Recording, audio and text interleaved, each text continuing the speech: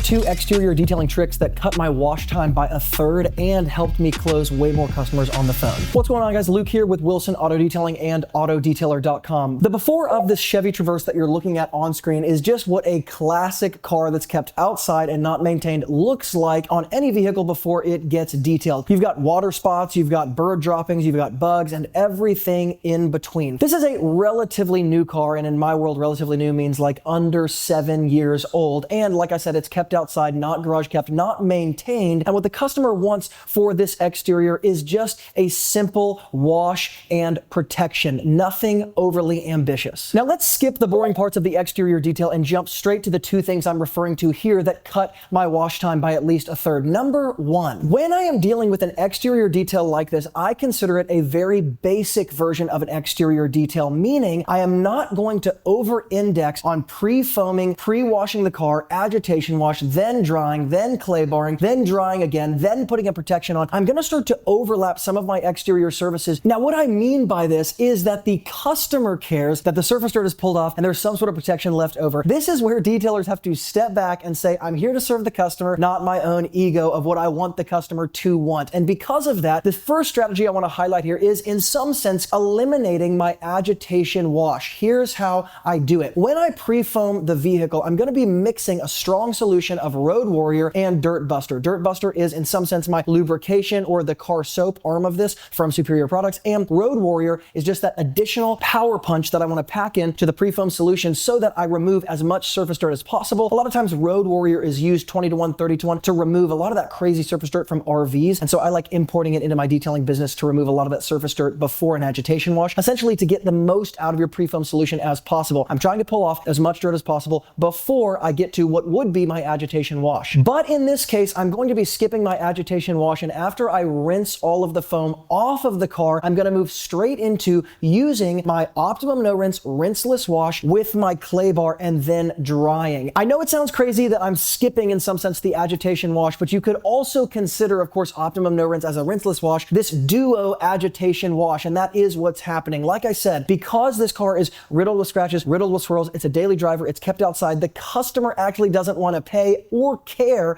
about whether or not I'm including an agitation wash to further minimize micro scratching. Then that's something I'm going to remove for the sake of what my customer actually wants, which is for me to fall in a certain hourly rate and a certain price tag for this detail. That's their North Star, and therefore I'm going to accommodate it in this way. It's one way to make your exterior washes way faster when you're dealing with a car in the average condition like this. Now, after that Optimum No Rinse, clay bar, drying with my waffle weave towel, and again, before that was my pre-foam wash, I want to come in and show you guys the paint and specifically zero in on the damage. You can see an insane amount of scratches, swirls, etchings, things that I call freckling, which is just miscellaneous etchings all over the hood and different areas. And even on those character lines, you can see where things have rubbed up against it and it's actually started to scratch any part of a character line of the exterior. So I just zero in on this to say that this is crazy riddled with imperfections, and this is what it looks like after the pre-foam, after the rinseless wash, after the clay bar and the drying. It gives you a really good idea of exactly what we're dealing with. And like I said, this is very representative of the average car in average condition. You can see in lots of different places, they probably brushed up against trees or bushes that have put in those hairline scratches. In other words, whether I do an agitation wash after my pre-foam or I do a rinseless and clay combined, it is not going to make a difference from the visual appeal perspective to any consumer and to most detailers. The second strategy that significantly speeds up my exterior process and allows me to deliver great results for the customer in this situation is treating the black trim as a completely separate part of my exterior wash process. The reason I do this is because in any situation where there is lots of black trim around the vehicle, if I can raise the level of that black trim from 8 to 10 or 7 to 10 by either restoring it or just simply dressing it after I clean it separately, it's going to raise the entire level of that visual appeal of the exterior when I'm done, because it makes up such a significant portion of the exterior. So the reason this speeds me up is because I don't include this in my classic wash process, and because I'm eliminating my agitation wash, I can take all that focus, put it into cleaning very quickly the black trim with something like Meguiar's APC, pressure washing it off, and then I come in with a diluted version of Aqua Gloss, diluted about 5-to-1, a simple multi-purpose dressing. I spray it all over the black trim. I let it drip dry for about 5 to 10 minutes. Then I come in to level anything that looks like it needs to be leveled with a little microfiber towel and Meguiar's Synthetic Express Spray Wax or something like Technician's Choice, just a simple exterior sealant. I top my microfiber towel, level it, and and move on with my life. I've now dressed the black trim, raised that level of the exterior significantly with basically no work, especially because I'm able to spray apply and let the rest dry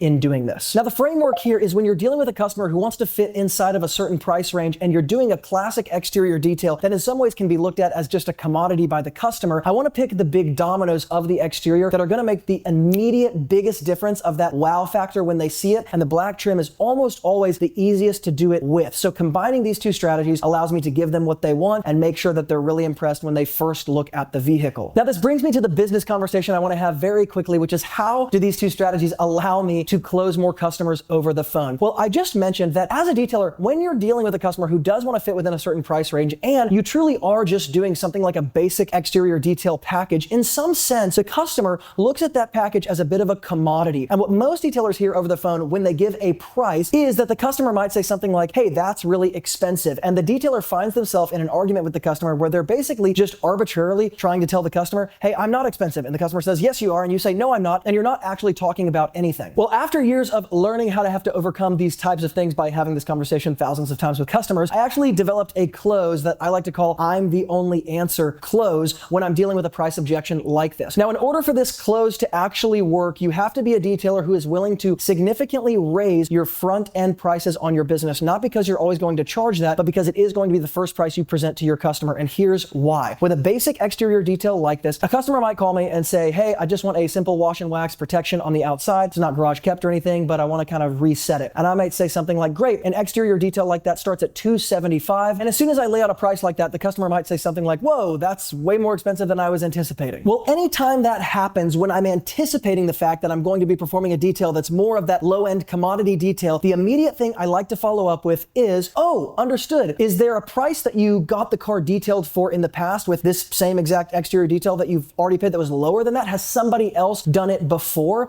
And the reason why I like to ask that question is because now all of a sudden I'm asking them to give me some sort of external reference to justify the fact that they said it was expensive. The reason this is important is because if all the customer says is that's expensive, then I have nothing to actually talk about with them because the word expensive hasn't actually been defined. Whereas if they have had this detail done for less money in the past, now we have this specific thing we can talk about and have a real conversation about. But 9 times out of 10, the customer will say something like, well, no, I've just kind of shopped around price and that kind of seems like it's above average. The second they say that, I immediately move into something that sounds like this. Oh, customer, I totally understand. I'm not the most inexpensive guy around. Can I give you a list of everything that's included in this detail just so you understand the context of what you're getting? And that might add a little bit more context to the conversation.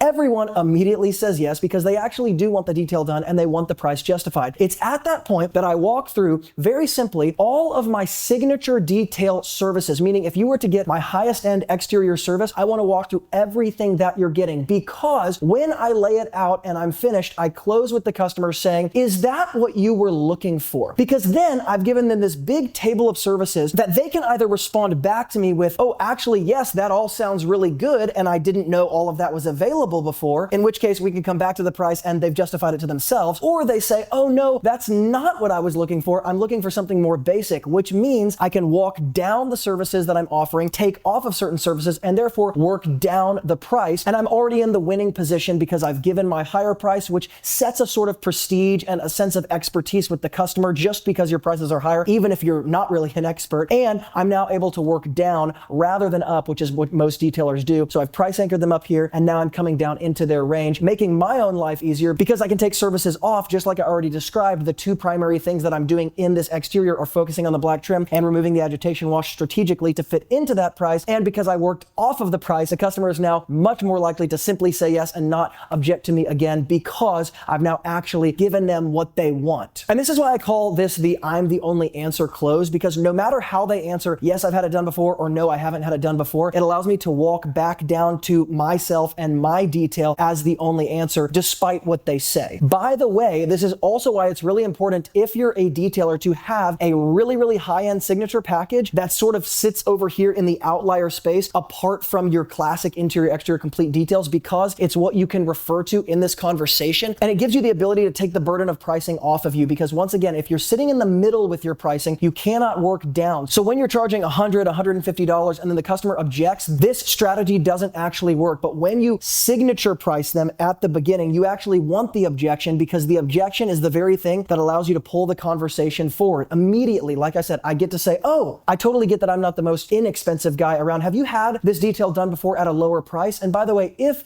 they say yes to that, then I'm also able to do the same thing. Let's just play this out. They say, yes, I actually had this done for $150 just 6 months ago. I will then ask, oh, okay, do you remember about how long that detailer took to get that done? And they might say something like, yeah, an hour, 2.5 hours, it included an engine bay detail, whatever. If they actually do give me a lower price that somebody else has done it for, I can still use the exact same close, which is, oh, okay, understood. Can I walk through exactly what's included in this? Just because I want to make sure you have the context to make a totally informed decision. I then walk through all of the signature services. Of course, I stack it up where it's obviously going to be way more than what that person actually did or charged for, and I'm back into the same saddle of the same conversation of either you do want that, in which case you're justifying the price to yourself because you didn't know it was available and you didn't know that's what I was pricing for, or I can walk down the pricing based on removing services and matching that other person if that's what I want to end up doing. One other quick little bonus tip, if you ask them, do you remember about how long that detailer took to complete that service? They might say something like, oh, about an hour or 2.5 hours. I then like to frame that person's pricing in an hourly rate format and say, oh, so he charged $200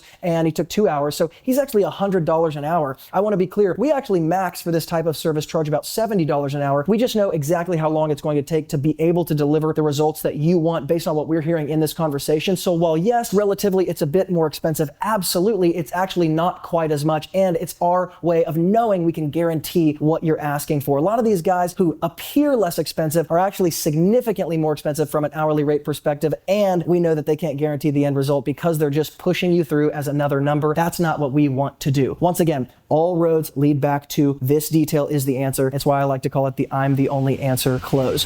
Hope that was helpful, guys. If you want access to the tools and products that I use for an exterior basic package like this, check out the link in the description box below. And if you found this video helpful, check out the video on screen where I share with you the 4 things that make up my most profitable exterior detail package that isn't a ceramic coating.